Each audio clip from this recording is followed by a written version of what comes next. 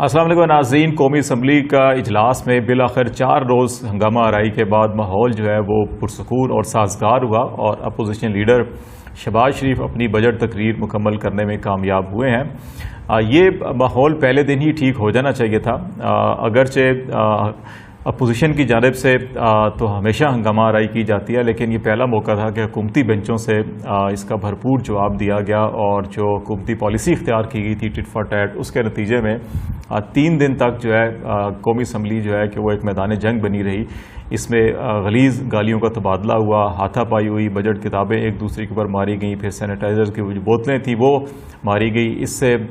2 ارکان اسمبلی جو حکومتی بینچوں کے خاتون اور ایک اکرم چیمہ جو ہیں وہ زخمی بھی ہوئے۔ تو اس قسم کے معاملات کے بعد بظاہر دکھائی یہ دیتا تھا کہ قومی اسمبلی کا اجلاس، یہ جو بجٹ اجلاس ہے، یہ شاید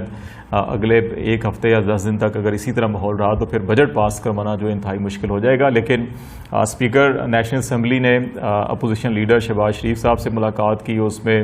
JUI کے رہنما بھی موجود تھے، پھر اس کے علاوہ انہوں نے PS پارٹی کے رہنماؤں سے ملاقات کی، اور PTI کی جو قیادت ہے ان سے بھی ملاقاتیں ہوئیں،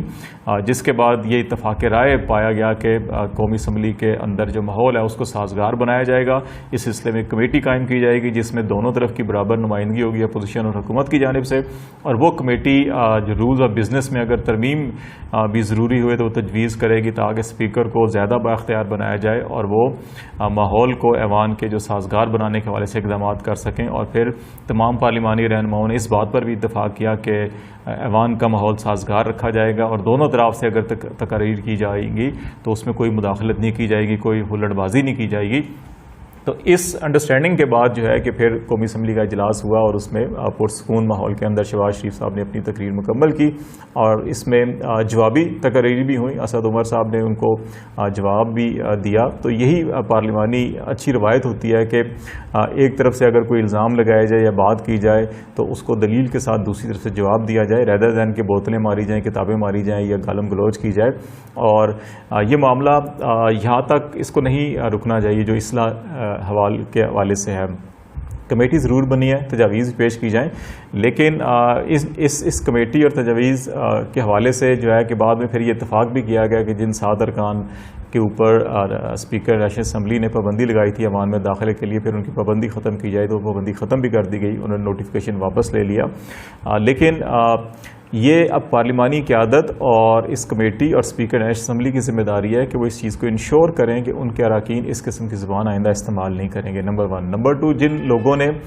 اس قسم کی سرگرمیوں میں حصہ لیا ان سے ایٹ لیسٹ اپنی پارلیمانی سطح کے اوپر باز پرس کی جائے اور ان کو کنونس کیا جائے کہ وہ معذرت کریں، اور فلور کے اوپر بھی آ کے اپنے رویے کے اوپر معذرت کریں، ارکان سے بھی اور قوم کے عوام سے بھی، کیونکہ یہ عوام کے نمائندے ہیں تو عوام سے بھی یہ معذرت کریں، نمبر 1۔ نمبر 2 کہ پارلیمانی لیڈرز جو ہیں کہ وہ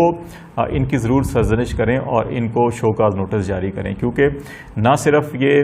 طرز عمل اختیار کیا گیا بلکہ پبلکلی بعد میں نون لیگ کے رکن اسمبلی شیخ روہیل اصغر صاحب نے تو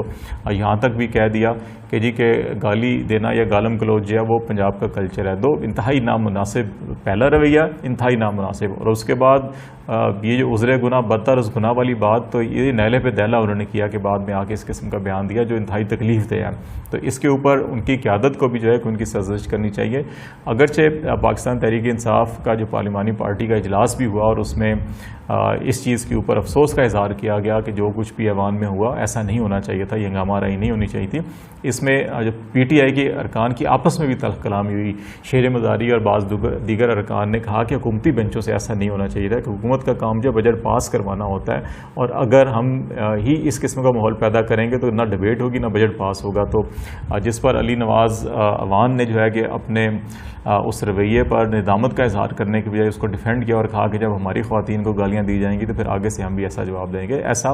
ہرگز نہیں ہوتا، حکومت کے کندھوں کے اوپر زیادہ ذمہ داری ہوتی ہے۔ علی نواز صاحب کو بھی ٹھنڈا ہو کے سوچنا چاہیے کہ اگر اس قسم کا رویہ اختیار کریں گے اور بجٹ سیشن آگے نہ بڑھ سکے، ڈبیٹ نہ ہو سکے، بجٹ پاس نہ ہو سکے تو پھر کیا ہوگا؟ حکومت گر جاتی ہے ایسی صورتحال کے اندر۔ تو یہ ان کو تھوڑا سا دور اندیشی کا اور تھوڑا سا صبر تمل کا مظاہرہ کرنا چاہیے۔ حکومت کے اندر بہت ساری باتوں کو برداشت کرنا پڑتا ہے، یہ چیزیں ان کو سیکھنی چاہیے۔ یا PTI جو ہے وہ 22 سال کی اپوزیشن کی جدوجہد کرنے والی جماعت نہیں ہے، اب یہ اس کو 3 4 سال ہو گیا حکومت کے اندر ہے، تو اب ان کو یہ بات سمجھنی چاہیے۔ آخری بات کہ جو یہ ساری صورتحال ہوئی ہے، اس کے بعد اسپیکر اور ڈپٹی اسپیکر کے خلاف جو عدم اعتماد کا معاملہ تھا اس کی کیا نوعیت ہوگی۔ اگرچہ یہ معاملات جو آج پارلیمانی پارٹیوں کے رہنماؤں کی آپس میں ملاقاتیں ہوئی ہیں، جو اسپیکر کے ساتھ ملاقاتیں ہوئی ہیں، اس کے اندر بھی چیزیں ڈسکس ہوئی ہیں، اور اگرچہ اپوزیشن نے اندیہ دیا ہے کہ وہ ڈپٹی اسپیکر کے خلاف عدم اعتماد کی تحریک واپس لے لیں گے، اور اس چیز کا اظہار جو ہے کہ ان کی قیادت نے میڈیا ٹاک میں بھی کیا ہے، لیکن دوسری طرف جو اسپیکر کے خلاف عدم اعتماد کی تحریک کا بات کی گئی تھی، دیکھنا ہوگا وہ بھی پیش کی جائے گی کہ یہ نہیں پیش کی جائے گی۔ اس سلسلے میں یہ باتیں بھی سامنے آئی ہیں کہ حکومت اپوزیشن نے یہ کہا جی کہ حکومت جو ہے کہ جس جلد بازی میں یہ قانون سازی کی گئی اس کے اوپر نظر ثانی کرے اور ہماری تجاویز کو بھی اس میں کنسیڈر کیا جائے، تو پھر ہم عدم اعتماد کی تحریک پیش نہیں کریں گے اور اس کو واپس لیا جا سکتا ہے۔ اسپیکر کے خلاف پیش نہیں کریں گے، ڈپٹی اسپیکر کے خلاف واپس لیا جا سکتا ہے، اور جس پر حکومتی ارکان نے بھی رضامندی ظاہر کیا کہ وہ اپنی تجاویز پیش کریں، ان کو کنسیڈر کیا جا سکے گا۔ اور حکومت نے پہلے ہی بارہا اپوزیشن کو آفرز کی کہ وہ آئیں، جو قانون سازی کے معاملات ہیں، جو انتخابی اصلاحات کے معاملات ہیں، ان کے اوپر آئیں، اپنی تجاویز پیش کریں،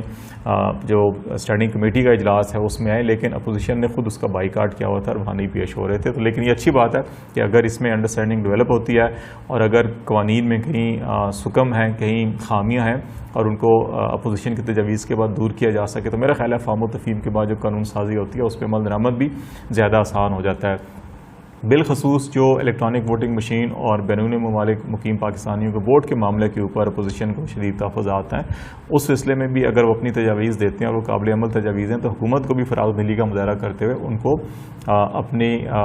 قانون کا حصہ بنانا چاہیے، تاکہ اگر افہام و تفہیم کے ساتھ معاملات چلیں گے اور تمام سیاسی جماعتیں سیاسی عمل کا حصہ بنیں گی تو سیاسی عمل کامیاب ہوگا، ورنہ ماحول ویسا ہی ہوگا جیسا پارلیمنٹ کے اندر پچھلے 3-4 دنوں میں رہا تھا، اور اگر یہ ماحول پارلیمنٹ اور پارلیمنٹ کے باہر رہا تو اس سے نہ تو سیاسی جماعتوں کو فائدہ ہوگا، نہ سیاسی قیادتوں کو، سیاسی ورکرز کو، نہ ہی ملک کو فائدہ ہوگا، بلکہ اس سے فائدہ جو ہے غیر جمہوری طاقتیں جو ہیں وہ فائدہ اٹھائیں گی، اور پھر جو ہے کہ یہ سیاسی جماعتیں پچھتائیں گی۔ تو بہتر ہے کہ پچھتانے سے بہتر ہے کہ مل بیٹھ کر مسائل کا حل نکالا جائے اور پھر آگے بڑھا جائے، تاکہ اس سے سیاسی استحکام بھی ہو اور ملک بھی ترقی کرے۔